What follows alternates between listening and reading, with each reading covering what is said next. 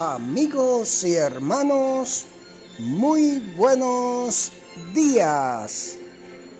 El Señor les bendiga y les ayude a entender que solo seremos salvos si aceptamos y aplicamos por fe en nuestras vidas el sacrificio de Cristo en el Calvario. Y ahora, palabras de sabiduría. Leamos Juan 6, 57 y 58. Como me envió el Padre viviente, y yo vivo por el Padre, asimismo el que me come, él también vivirá por mí. Este es el pan que descendió del cielo, no como vuestros padres comieron el maná y murieron. El que come de este pan vivirá eternamente. Mis amados amigos y hermanos, nos sentimos altamente privilegiados por la gentileza de su sintonía cada día para compartir con nosotros estos breves minutos de saludable alimento para el alma, rica nutrición para la mente y fresco refrigerio para el espíritu.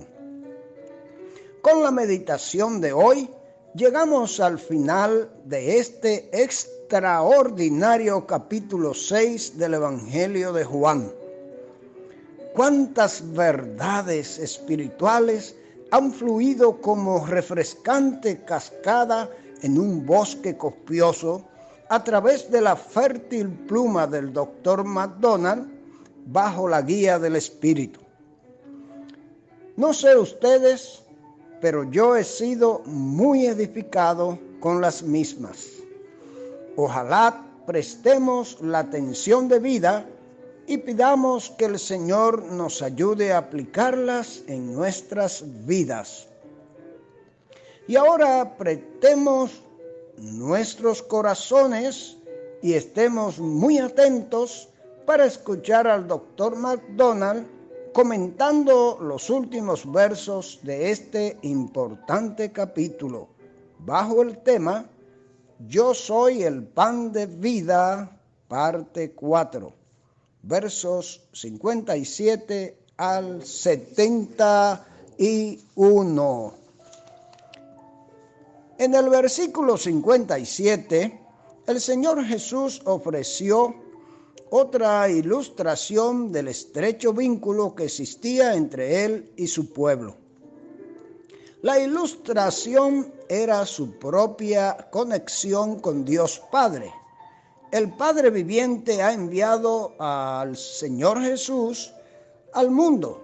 La expresión Padre viviente significa el Padre que es la fuente de la vida.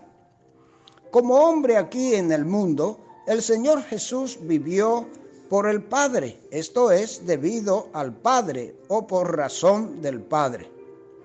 Su vida fue vivida en la unión y armonía más cercana con Dios Padre. Dios era el centro y la circunferencia de su vida. Su propósito era estar ocupado con Dios Padre. Estaba aquí como hombre en el mundo y el mundo no entendió que Él era Dios manifestado en carne. Aunque Él fue incomprendido por el mundo, sin embargo, Él y su Padre eran uno, vivían en la más estrecha intimidad. Esa es exactamente la manera en que es como los creyentes en el Señor Jesús. Están aquí en el mundo, incomprendidos por el mundo, odiados y perseguidos. Sin embargo, debido a que han puesto su fe y han confiado en el Señor Jesús, viven a causa de Él. Sus vidas están estrechamente ligadas a su vida y esta vida durará para siempre.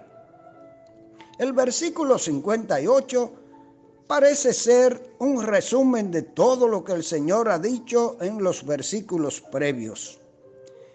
Él es el pan que bajó del cielo. Es superior al maná que los antepasados comieron en el desierto. Ese pan solo tenía un valor temporal. Era solo para esta vida. Sin embargo, Cristo es el pan de Dios que da vida eterna a todos los que comen de él. Recordarás que la multitud había seguido al Señor Jesús y a sus discípulos a Capernaum desde el lado noroeste del lago. Aparentemente, la multitud había encontrado a Jesús en la sinagoga y fue allí que él les comunicó el mensaje sobre el pan de vida. Una sinagoga es un lugar religioso judío de reunión, pero no es lo mismo que el templo, donde se ofrecían los sacrificios. Por entonces el Señor Jesús tenía muchos discípulos, además de los 12 originales. Quien lo seguía y profesaba aceptar sus enseñanzas era conocido como un discípulo de Jesús. Sin embargo, no todos los que eran conocidos como sus discípulos eran verdaderos creyentes. Ahora, algunos de los que profesaban ser sus discípulos dijeron: dura es esta palabra. Querían decir que su enseñanza era ofensiva. No era tanto que les fuera difícil entenderla, como que les era chocante recibirla. Decían: ¿quién la puede oír? Lo que significa: ¿quién puede aguantar oyendo esta doctrina ofensiva? Nuevamente en el versículo 61 encontramos evidencia de que Jesús tenía un conocimiento total. Sabía exactamente lo que los discípulos estaban diciendo, que estaban murmurando por su afirmación de bajar del cielo y que no les gustó cuando les dijo que las personas deben comer su carne y beber su sangre para tener vida eterna. Y así les preguntó: ¿esto os ofende? Estaban ofendidos porque dijo que él había bajado del cielo.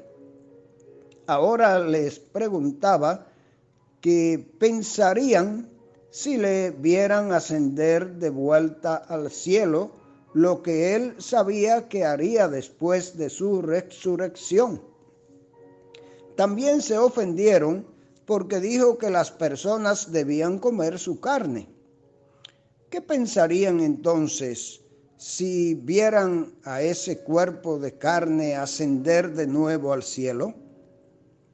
¿Cómo serían capaces las personas de literalmente comer su carne y beber su sangre después que él hubiera vuelto al Padre?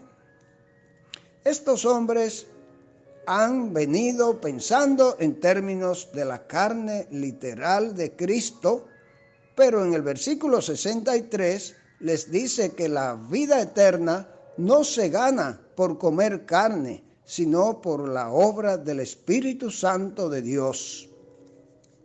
La carne no puede dar vida, solo el Espíritu puede darla. Habían tomado sus palabras de manera literal y no habían entendido que éstas debían ser entendidas espiritualmente. El Señor Jesús explicó que las palabras que había hablado eran espíritu y vida, es decir, que cuando sus palabras sobre comer su carne y beber su sangre se entienden de manera espiritual, en el sentido de creer en él, entonces quienes aceptan el mensaje reciben vida eterna. Aún mientras decía estas cosas, el Señor comprendía que algunos de sus oyentes no le entendían porque no le creyeron. La dificultad radicaba no tanto en su incapacidad como en su falta de voluntad. Además, él sabía desde el principio de su ministerio terrenal que algunos de sus seguidores no creerían en él y que uno de sus discípulos lo traicionaría.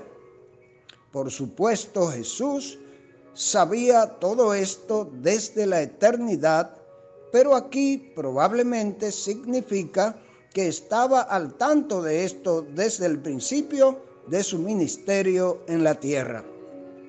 Ahora les explicaba que era por su incredulidad que él les había dicho previamente que nadie podría venir a él excepto los que le fueran dados por el Padre.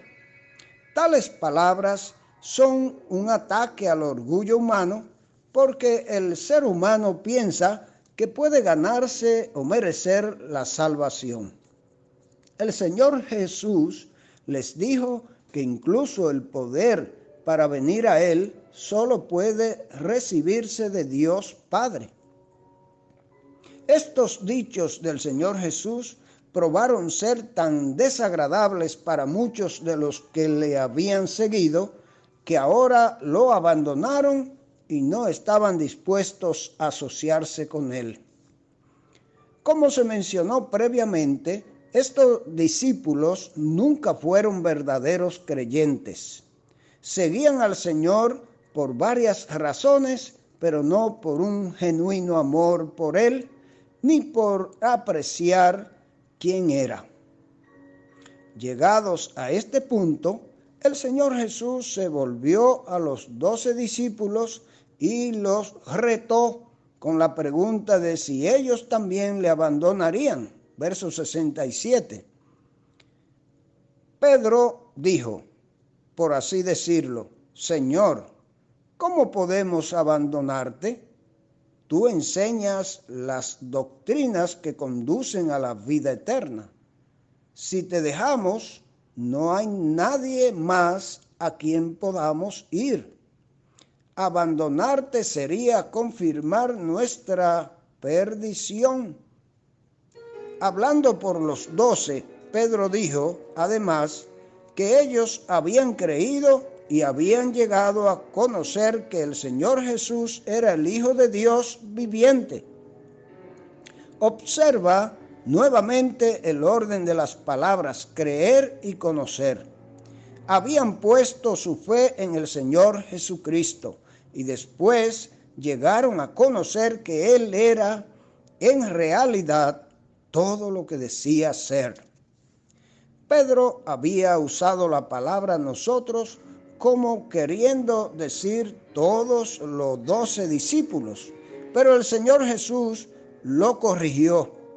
No debería decir con tanta confianza que todos los 12 eran verdaderos creyentes. Es verdad que el Señor había escogido 12 discípulos, pero uno era un demonio. Había uno en el grupo que no compartía la perspectiva de Pedro con respecto al Señor Jesucristo.